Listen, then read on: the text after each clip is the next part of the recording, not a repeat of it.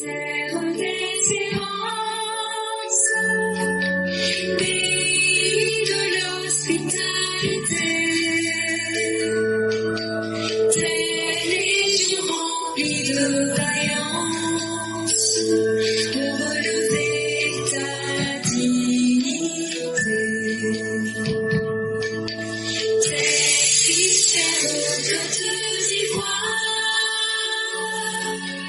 fiers artisans de ta grandeur,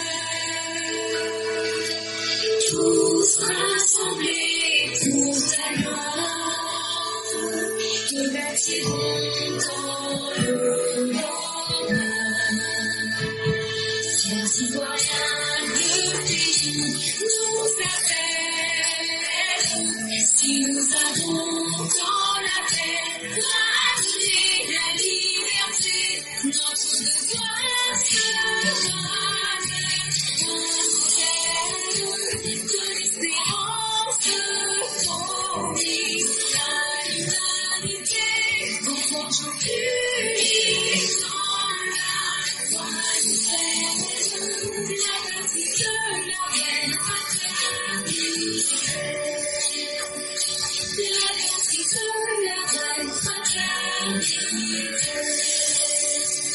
La bâtisse de la reine fraternité.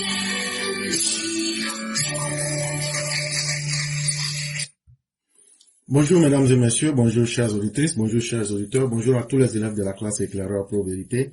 Nous sommes en date du 29 janvier 2026 et tous ceux qui voudraient prendre la parole, signalez-vous le plus vite possible puisque nous en aurons pour 1 heure du temps, pas plus et pas moins. Et tous ceux qui souhaiteraient prendre la parole, il est nécessaire que vous puissiez vous présenter à l'instant. Et comme j'aime à le dire, s'il n'y a personne, dès que je vais finir, rapidement dans les quelques minutes, je vais fermer. Et comme je le dis, nous n'avons vraiment pas de temps. Ceux qui veulent la parole, signalez-vous dès maintenant pour qu'on puisse vous donner la parole. Parce qu'on n'ira pas au-delà des 1 heure du temps. On est déjà très pris par le temps. Je préfère encore signaler.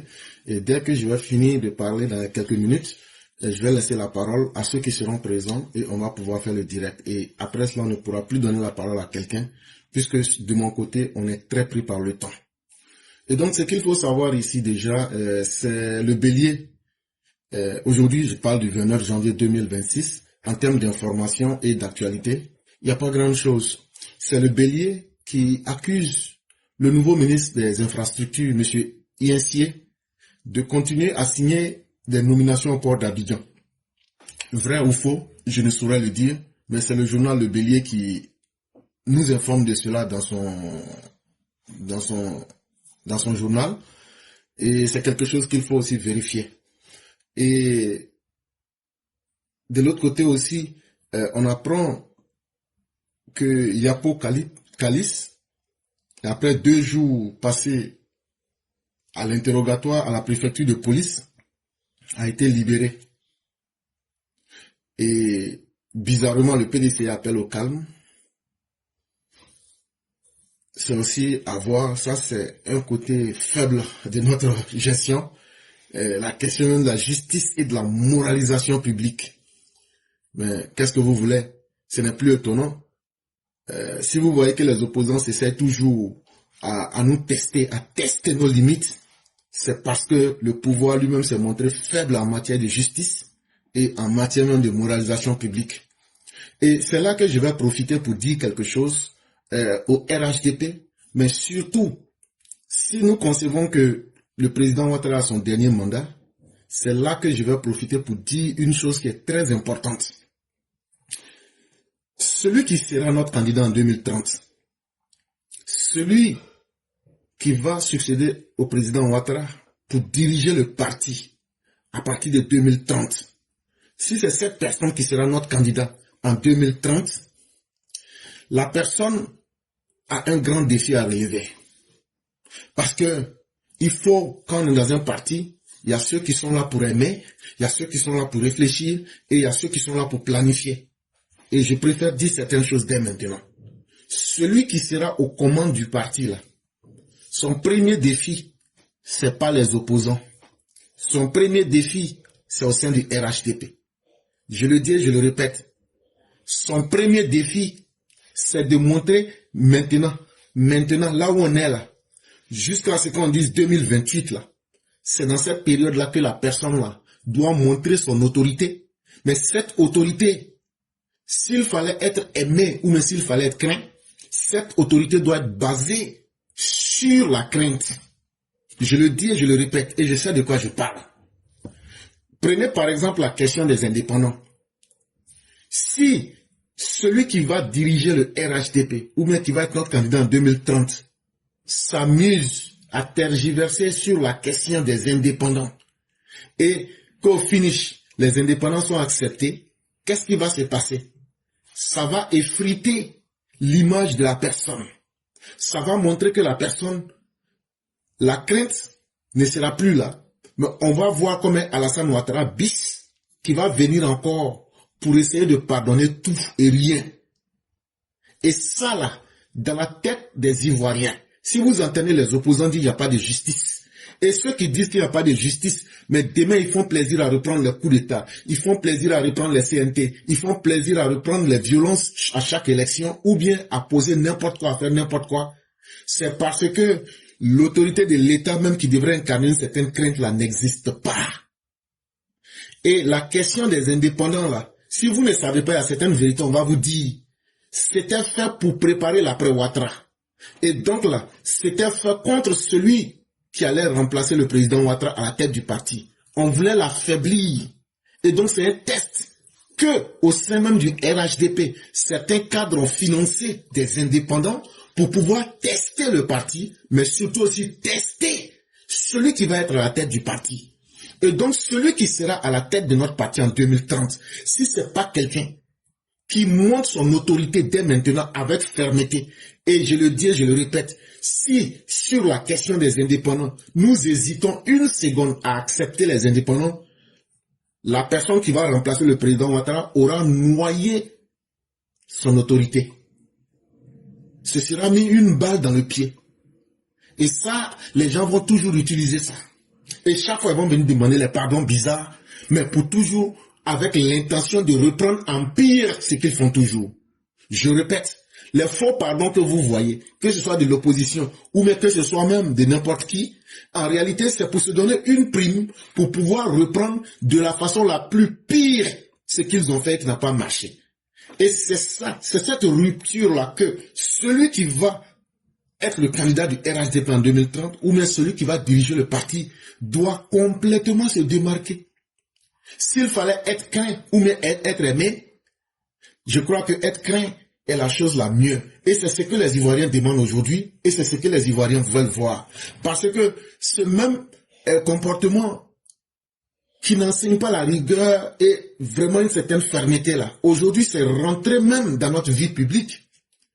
Aujourd'hui ça fait que les actes de corruption et les gens aujourd'hui font des détournements, comme on l'a vu au ministère de la Santé. Et ça ne peut pas aller quelque part parce qu'on compte toujours sur un pardon. On n'a pas moralisé la vie publique, on n'a pas moralisé les gens. Et c'est ça qui fait aujourd'hui qu'on a ce problème-là. Et celui qui vient à la tête du RHDP, s'il veut réellement réussir, s'il fallait faire un choix, il faut qu'il soit quelqu'un qui est d'abord craint. Quelqu'un qui va faire une rupture avec la gestion du président Ouattara, qui, dans certains points, je le dis, je le redis, nous avons échoué lamentablement en termes de questions de justice. Et c'est ça aussi qui est la cause aussi des répétitions des mauvais comportements du gouvernement. Et c'est ça aussi qui est la suite fatale de ce que nous voyons que certains actes de corruption et certains actes de désordre continuent. Et celui qui va incarner l'avenir du RHDP et qui sera notre candidat, si la personne ne joue pas sur cette carte dès maintenant pour se montrer très ferme, ça sera fini, ça sera une répétition. Et finalement, on va se dire, mais est-ce que ça vaut la peine? Ça, je tenais à signaler cela de la manière la plus ferme. Aussi, il faut dire que il y a certains journaux qui nous parlent de la filière cacao en évoquant un pillage organisé, des milliards volatilisés et des procédures sacrifiées. Et vous retrouverez cela par exemple dans le Nouveau Réveil et aussi dans le journal Dernière Heure Monde, pardon. Et voilà un peu de quoi est-ce qu'il parle. Et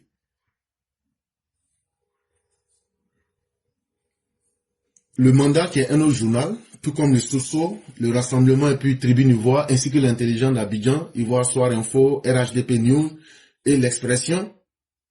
Quant à eux, ils braquent leurs projecteurs sur les passations de charges dans les différents ministères et aussi la première session ordinaire 2026 du Sénat. C'est de cela qu'eux, ils parlent beaucoup. Et selon un cadre du RHDP, M. Gwali Dodo, qui est cité par le journal Le Matin, M. Tene Birema Ouattara est vice-premier ministre parce qu'il est compétent. Et le même continue, M. Gwali Dodo, à nous dire que le premier et le vrai problème du PDC aujourd'hui, c'est Tidjam Thiam.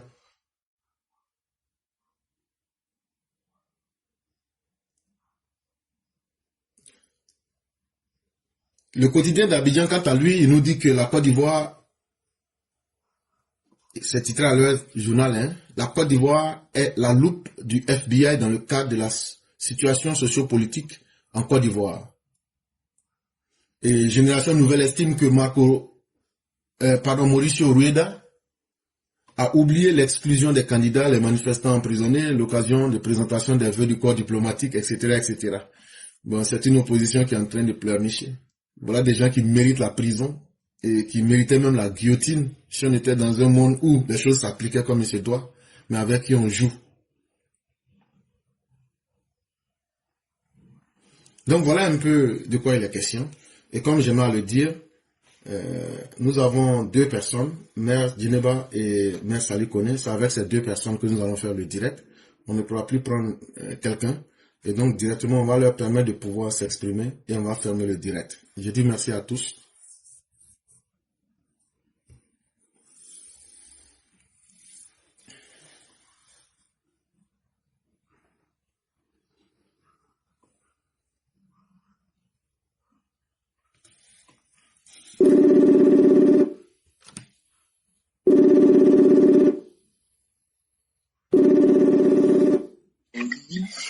Allô? Allô? Oui, bonjour, cher ami.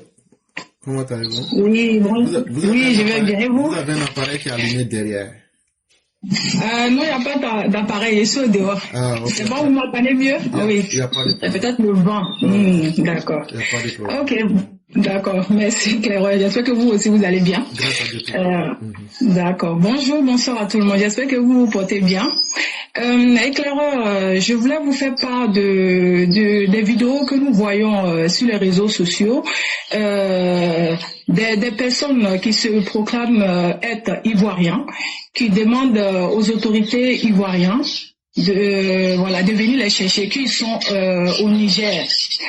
Et puis aussi, ma deuxième question, c'est au Niger aussi, il y a encore des vidéos qui disent qu'il y a eu un coup d'État manqué là-bas. Est-ce que vous pouvez nous dire quelque chose par rapport à ces différents vidéos que nous voyons sur les réseaux sociaux? Bon, pour l'instant, effectivement, je peux confirmer que hier nuit, aux environs de 23h15, à l'aéroport de Niamey, il y a eu des coups de feu qu'on a entendus. Maintenant, d'où ça vient et qui sont ceux qui sont à la base, jusqu'à l'instant, pour dire vrai, je n'ai pas encore tous les détails. Mais une chose est évidente, un avion de Air Côte d'Ivoire a été touché à l'aile gauche et puis par des impacts. Un avion de la Côte d'Ivoire qui était sur le tarmac. Ça aussi, je peux confirmer cela puisque j'ai pu voir ça dans des médias crédibles. Maintenant, parler de coup d'État, je ne saurais le dire en l'instant. Mais une chose est évidente quand même, les pays que sont le Niger, le Burkina, le Mali, se sont mis dans un modèle qui ne va pas leur être profitable. Pourquoi? Parce que voilà des pays où des gens se sont mis à la tête du pouvoir par la force des armes. Et aujourd'hui, vous voyez que la première chose que ces gens ont dit aux populations, c'est que nous venons pour soulager vos peines en luttant contre le djihadisme et le désordre. Et puis surtout, les dirigeants qui étaient là, on voyait qu'ils n'avaient pas de rigueur. Mais malheureusement, eux-mêmes, une fois venus au pouvoir, on constate que ils sont plus corrompus que les gouvernements qui étaient là.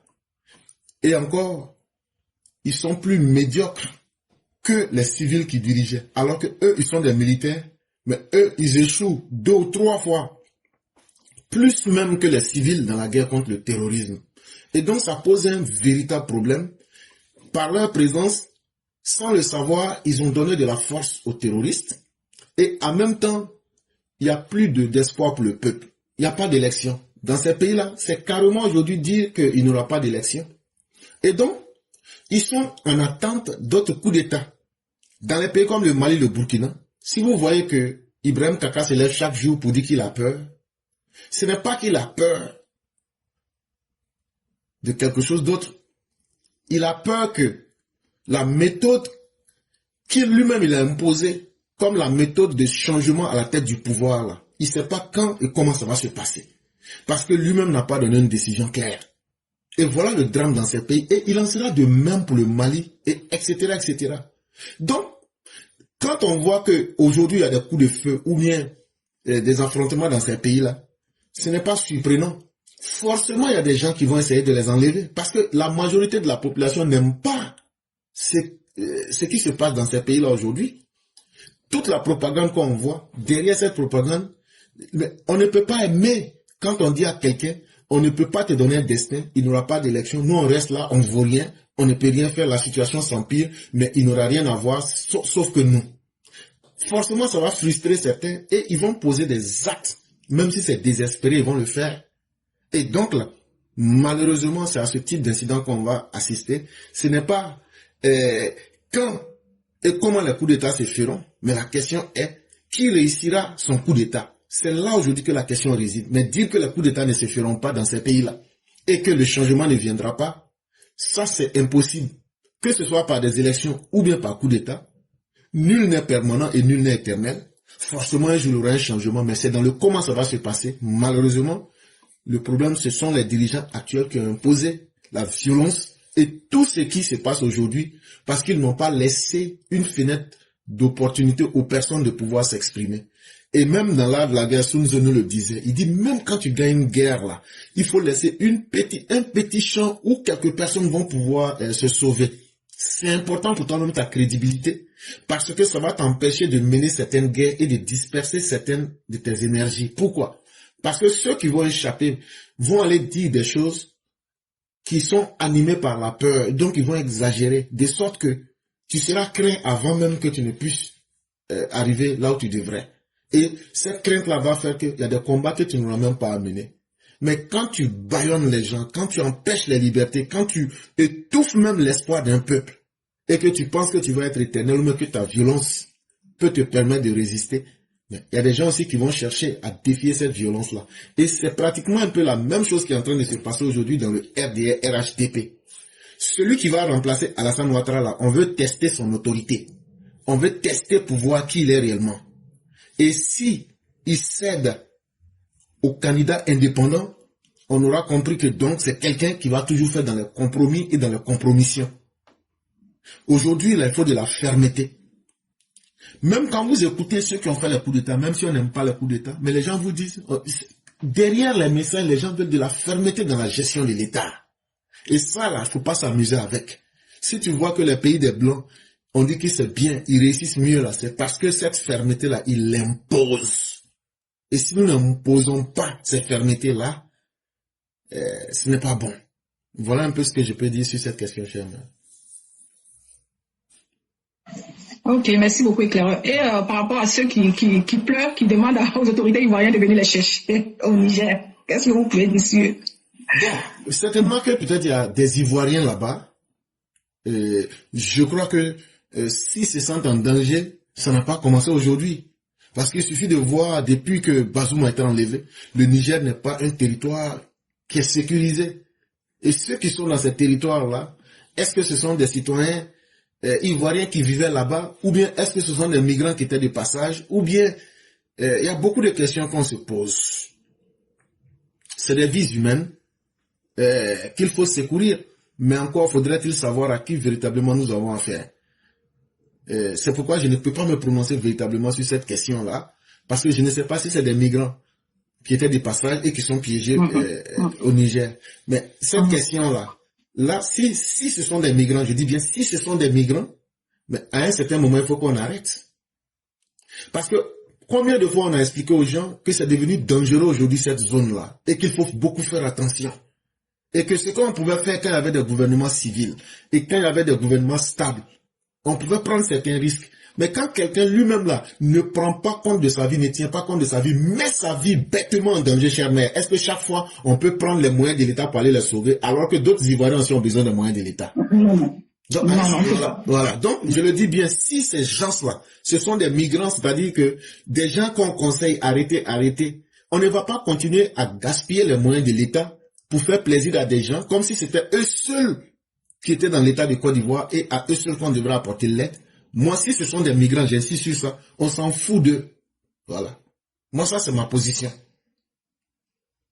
Parce qu'en voulant les aider encore, ils vont dire que la Côte d'Ivoire est en train de venir encore avec des armes, ils vont arrêter certains de nos militaires, mais certains de nos appareils volants. Donc, il ne faudrait pas qu'on rentre dans ces questions-là avec eux. De la manière ils sont rentrés là, ils n'ont qu'à sortir comme ça. Mais maintenant, s'il se trouve que ce sont des Ivoiriens qui vivaient là-bas, là, c'est un autre cas. On peut toucher l'ambassade, rentrer en contact avec l'ambassade et trouver les moyens pour les faire sortir. Là, je peux comprendre cela.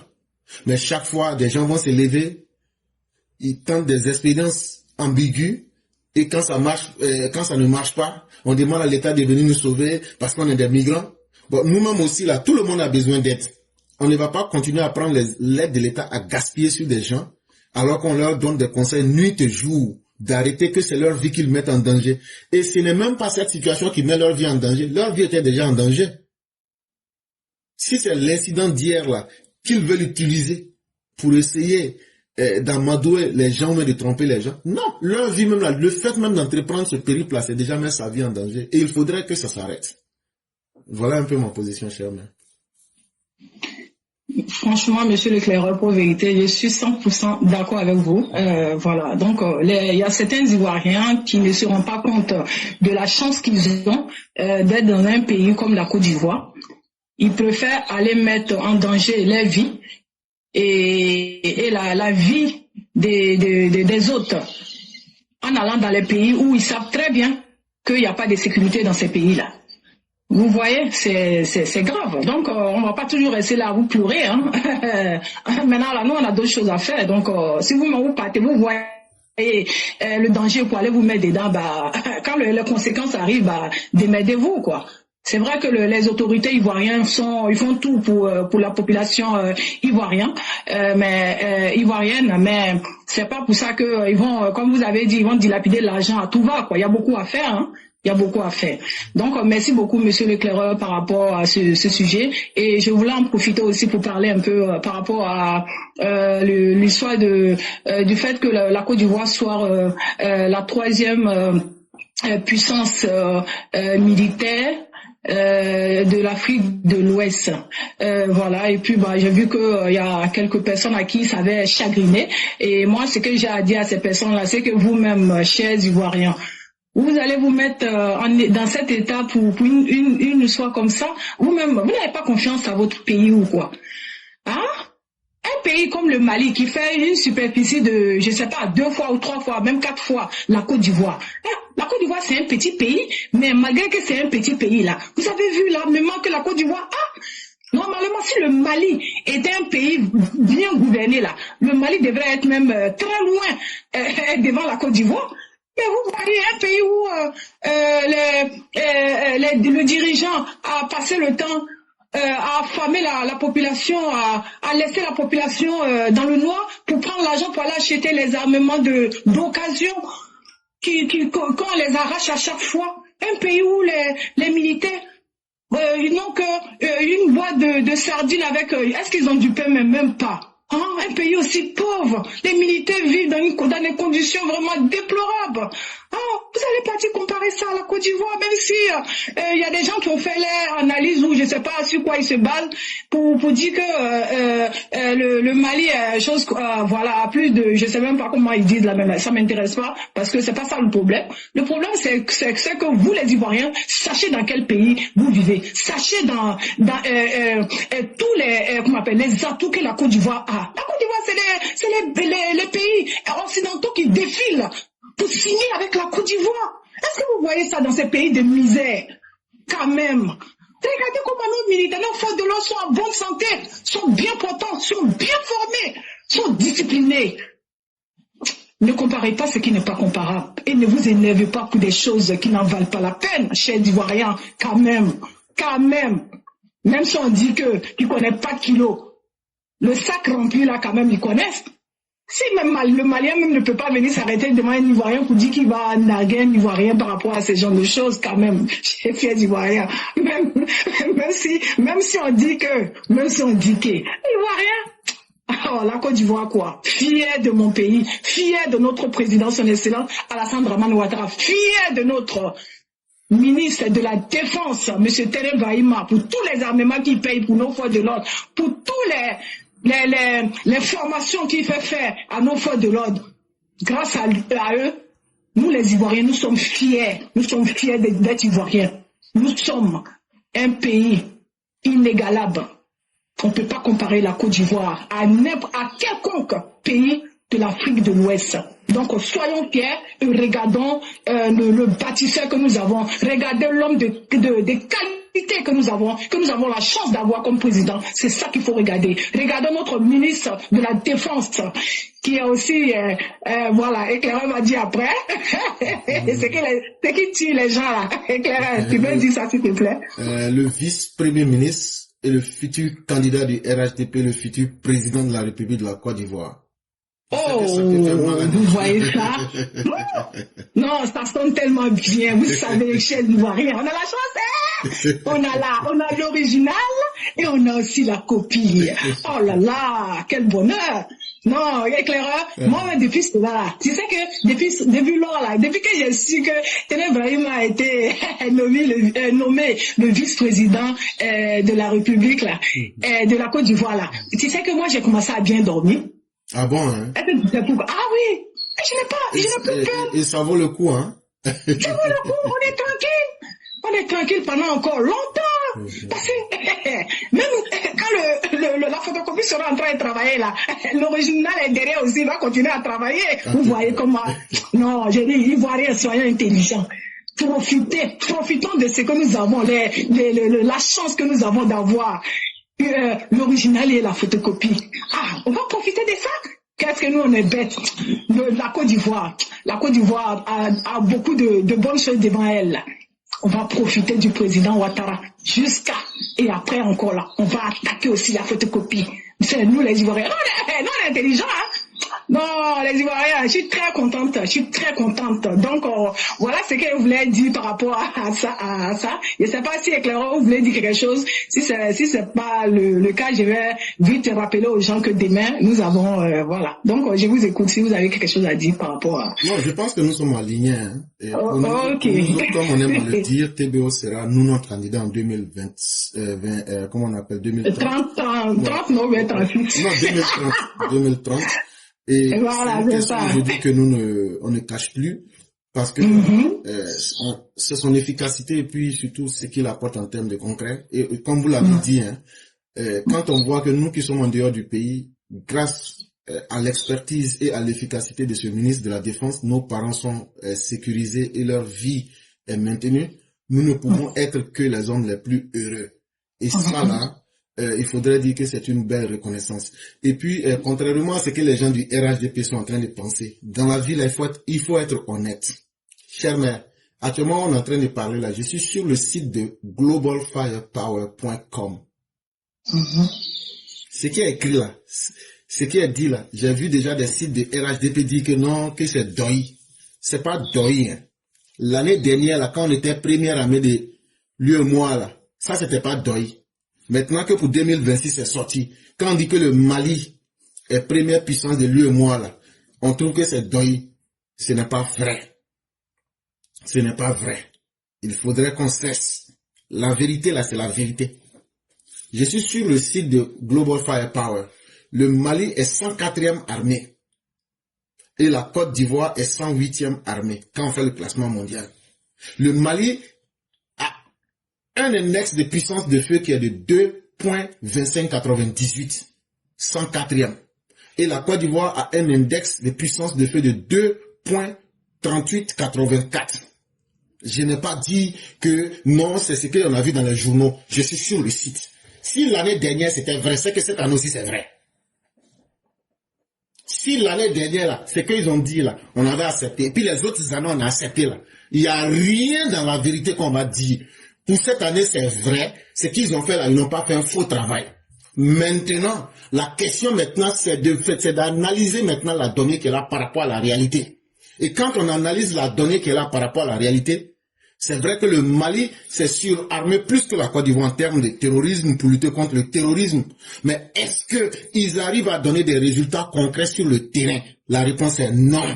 Est-ce que la Côte d'Ivoire arrive à sécuriser ses frontières? Oui. Est-ce que l'armée de la Côte d'Ivoire est efficace pour répondre à ses besoins sécuritaires? Oui. Est-ce que l'armée du Mali arrive à sécuriser la vie des Maliens et à répondre aux besoins sécuritaires des Maliens? Non. Mais est-ce que le Mali a payé suffisamment d'armes? Oui. Et ces armes-là, pour finir, ça se retrouve avec Binagara et autres. Ça se retrouve avec Agali. Ça se retrouve avec Amadou Koufa. Ça se retrouve avec ACMI. Voilà la réalité du terrain. Et donc, le travail qui est fait là, ce n'est pas un mauvais travail. Il faut dire la vérité aux gens. Maintenant, comme je l'ai dit là, on dit, tu peux être l'élève qui a été mis dans les meilleures conditions. On peut dire même que tu es l'enfant du sous-préfet, tu manges bien, tu dors bien. Mais si tu n'étudies pas là, tu vas échouer à l'examen. L'enfant du planteur qui étudie avec une bougie là, lui va, ou bien sous le lampadaire là, lui va réussir son examen. Donc là, ce n'est pas la donnée qui pose le problème, mais c'est comment analyser cette donnée-là pour la mettre en face de la réalité et puis regarder. Parce que à la fin de la journée, c'est quoi une armée? C'est une force qui arrive à sécuriser les gens et à mettre les gens en confiance. Mais si cette armée n'arrive plus à jouer ce rôle, est-ce que cette armée, même si elle a les meilleurs équipements, est-ce que ça sert à quoi d'avoir eu ces équipements-là? À pratiquement rien. Et donc, il ne faudrait pas que les gens s'amusent à dire, comme on n'aime pas ce qu'on voit là, donc ce n'est pas vrai. Non, ça là, non, on ne va pas manger de cette sauce. C'est ce que je voulais aussi ajouter. Ok, merci beaucoup Éclaireur pour l'été, merci. Et voilà, donc je termine par rappeler à chacun et à chacune que demain, ça sera notre jour des choses de la vie, à 21h, heure de France, sur EPV, les éclaireurs.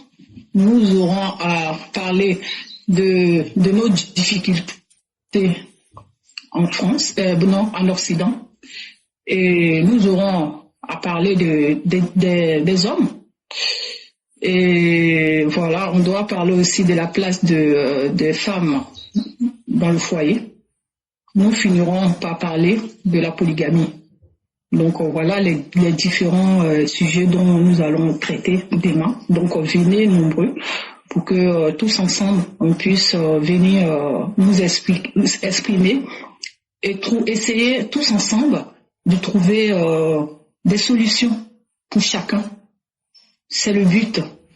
Venons chacun, et vous qui avez des témoignages, vous qui avez vous êtes témoin de quelque chose, vous avez été témoin, il y a des choses que vous voulez savoir, parce que c'est important aussi de poser des questions pour savoir pourquoi, parce qu'on ne peut pas tout savoir. Il y a des choses que d'autres savent, il y a des choses que d'autres ne savent pas, et puis apprendre aussi, c'est très important. On ne peut pas savoir tout dans la vie.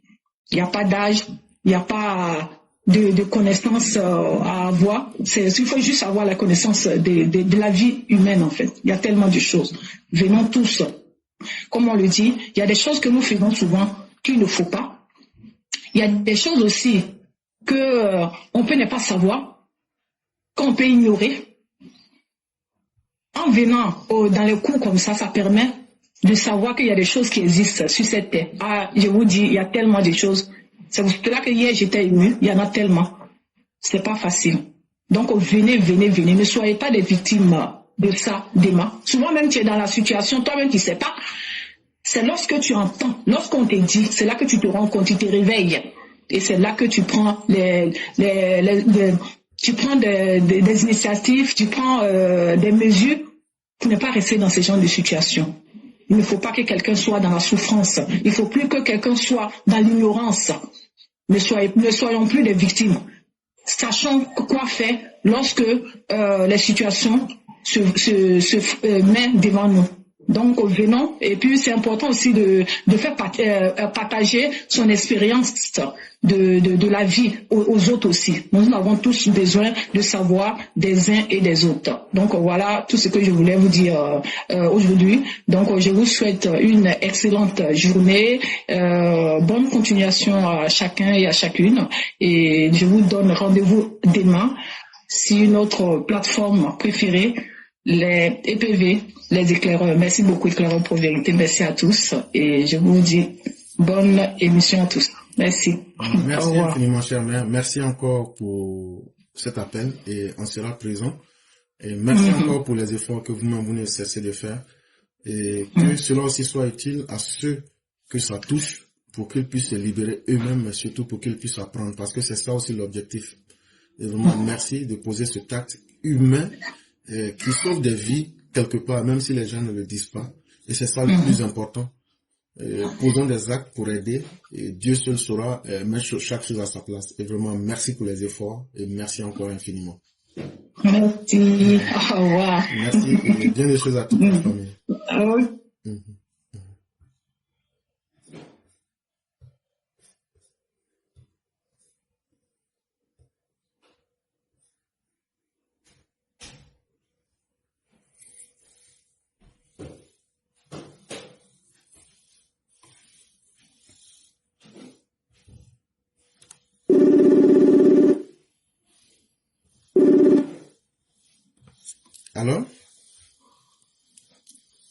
Allô?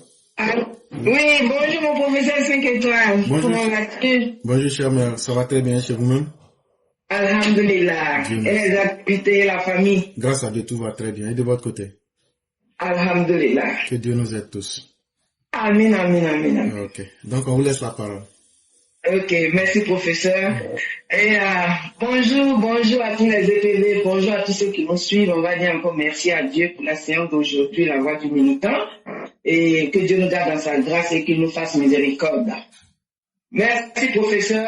D'abord, je vais débuter avec, comme c'est la voix du militant, avec quelque chose, avec un sujet d'ordre peut-être touristique en Côte d'Ivoire.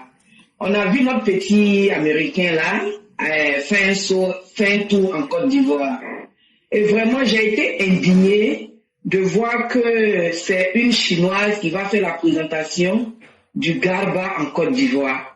Franchement, c'est quelque chose qui m'a un peu touchée. Je ne sais pas la faute à qui, si c'est le ministère, si c'est le ministre du côté du tourisme ou bien quoi, mais j'ai vraiment été indignée de voir que c'est une chinoise, une asiatique qui va nous faire la présentation du Garba et même s'est trompée et même s'est confondue en disant que le Garba vient du Niger. Donc franchement, professeur éclaireur, j'aimerais que tu m'éclaircisses un peu ce côté-là parce que ça m'a un peu indigné au fait. Mais quand même, cher, est-ce que l'Ivoirien se respecte lui-même? C'est-à-dire les Chinois ratés, les Blancs ratés, qu'on retrouve en Afrique là, quand ils arrivent là-bas, là, c'est eux, on prend, ils parlent du là, ils parlent baoulé, ils se comportent comme nous. Ça veut dire que nous, on a un complexe même d'infériorité. On se comporte comme des animaux. On ne donne même pas de la valeur à nous-mêmes. Nos parents sont allés, au moment où ces Blancs étaient incapables, ils ont lutté pour eux, pour les libérer. C'est ce qui a permis à nos parents, mais jusque là, l'homme africain, l'homme ivoirien est le plus complexé devant la peau blanche. C'est simplement une honte. Elle les a loupés même, elle devrait dire que le Garba vient de la Chine. Sinon, l'histoire est très simple.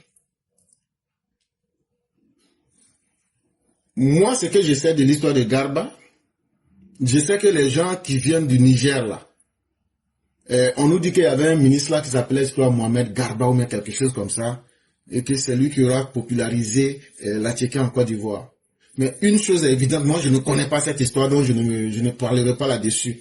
Ce que je sais par contre, ce sont les Nigériens qui vendent la Tchéquie.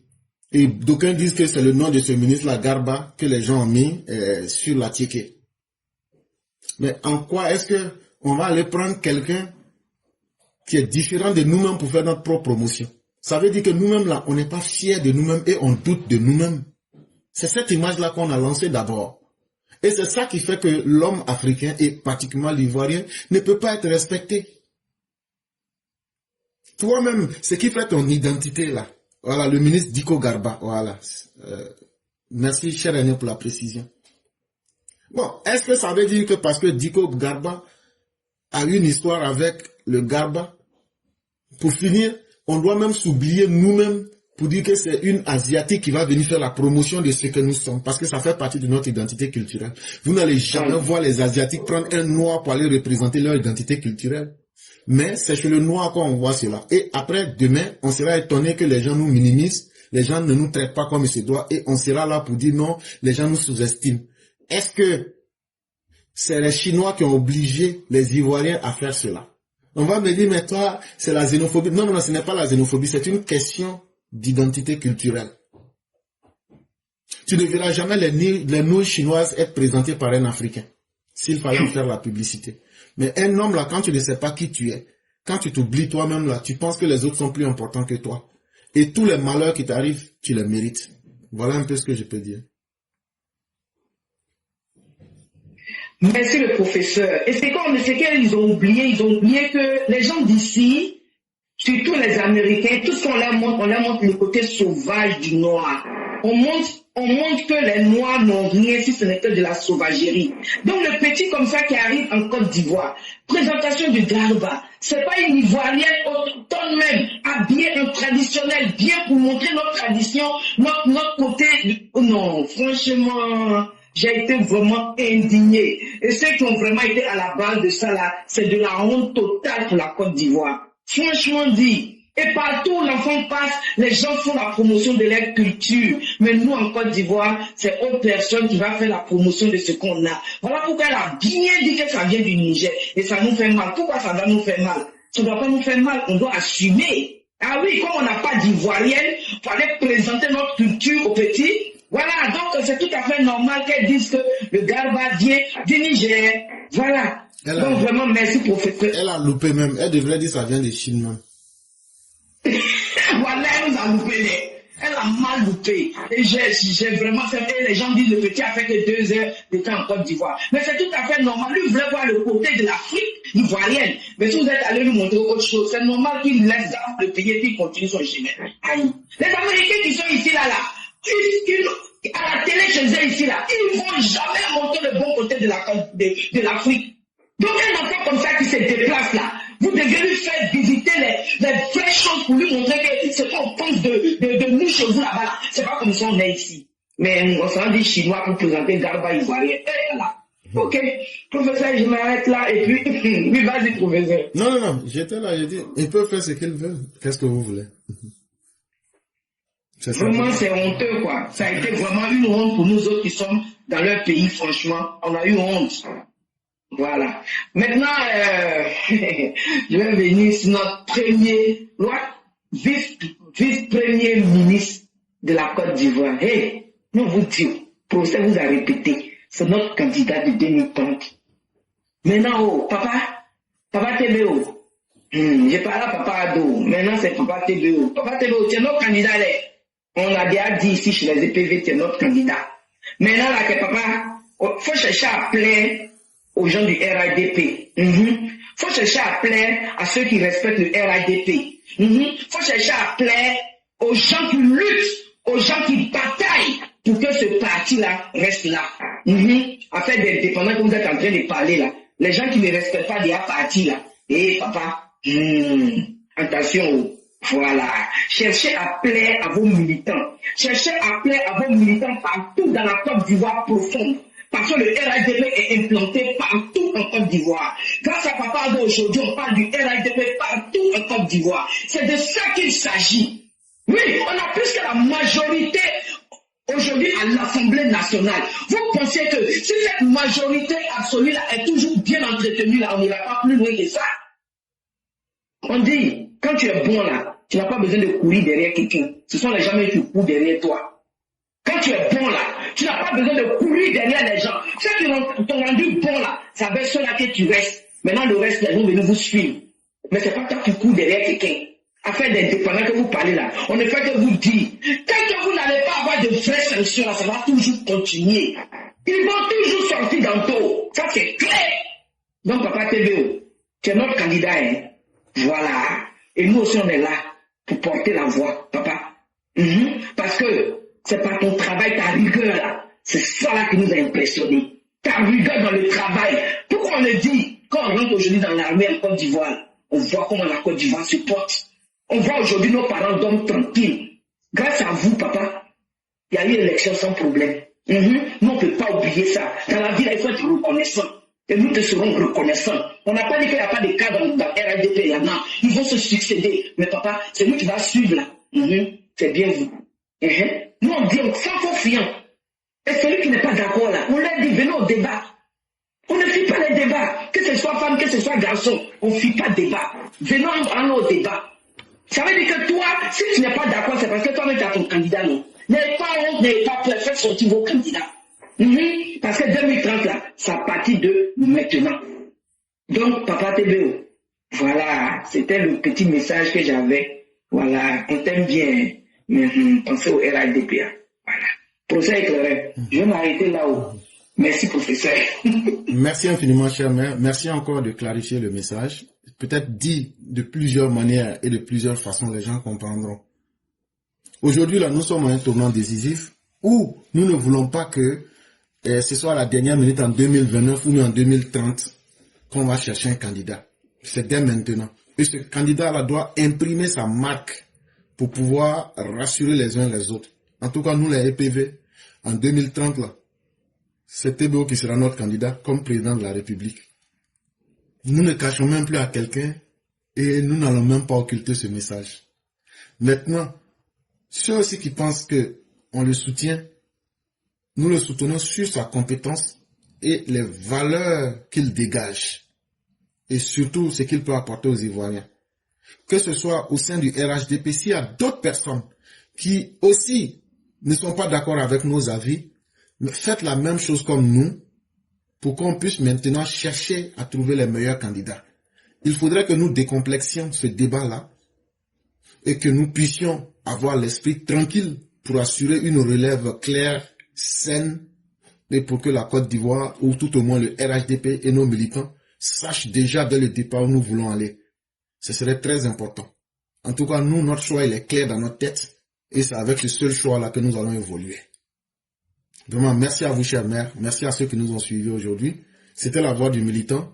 Et on va vous laisser faire la conclusion. Je dis merci à toutes celles et tous ceux qui nous ont suivis.